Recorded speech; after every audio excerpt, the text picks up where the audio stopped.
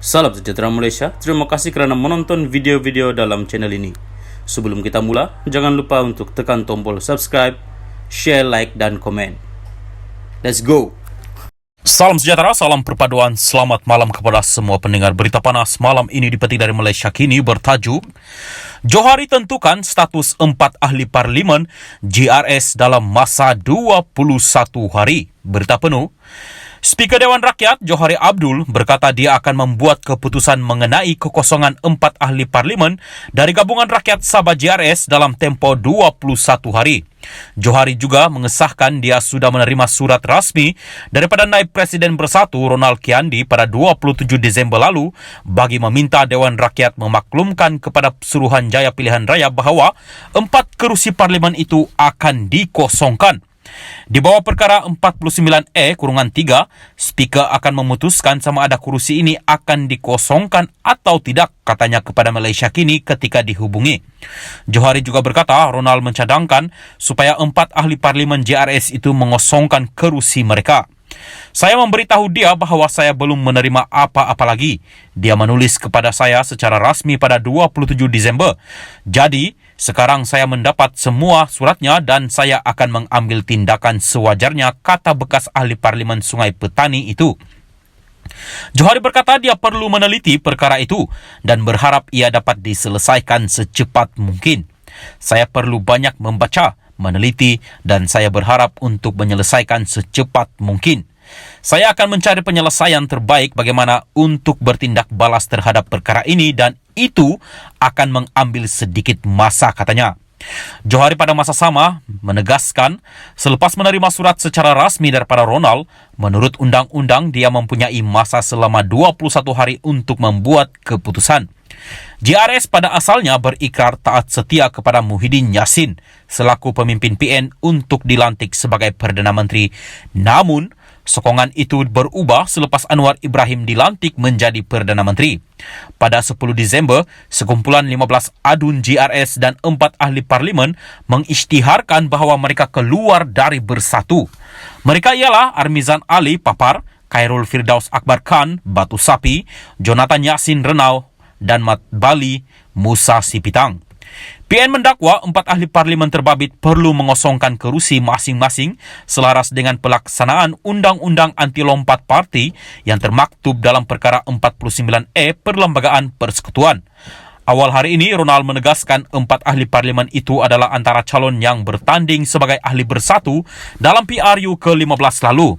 Melalui surat bertarikh 3 November kepada Presiden Bersatu Muhyiddin Yassin, Setiausaha Bersatu Sabah mengesahkan 4 ahli parlimen itu adalah antara calon yang bertanding sebagai ahli bersatu.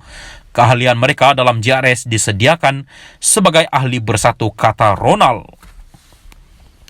Salam sejahtera dan selamat petang kepada semua pendengar berita panas petang ini. Zahid beri bayangan pemilihan UMNO dibuat lebih awal. Berita penuh.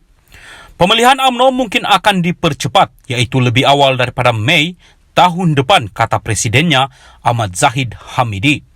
UMNO perlu melakukan pemilihan paling lewat Mei 2023 bagi memenuhi syarat tempoh 6 bulan selepas PRU 15. Zahid berkata dia menyerahkan kepada perwakilan untuk menentukan bila masa yang sesuai bagi pemilihan parti diadakan. Katanya pemilihan parti tidak diadakan semasa Perhimpunan Agung UMNO tetapi dibuat serentak dengan persidangan peringkat bahagian parti itu. 191 bahagian akan adakan persidangan serentak di seluruh negara dan adakan pemilihan kepimpinan bahagian dan pusat. Artinya, tak perlu tunggu cukup tempoh 6 bulan untuk pemilihan parti. Mungkin diadakan awal. Kita kena ingat, 22 atau 23 Mac sudah Ramadan, Syawal dan bulan Haji, katanya dalam temu bual yang disiarkan secara langsung di saluran YouTube NRC Channel malam tadi. Pengurusi BN itu juga berkata perwakilan UMNO akan memutuskan sama ada jawatan presiden dan timbalan presiden perlu dipertandingkan atau tidak pada pemilihan parti nanti. Walaupun Perhimpunan Agung UMNO 2017 telah memutuskan 2 jawatan tertinggi tidak perlu dipertandingkan, namun Zahid berkata pada 2018 mesyuarat Majlis Tertinggi MT memutuskan semua jawatan boleh dipertandingkan.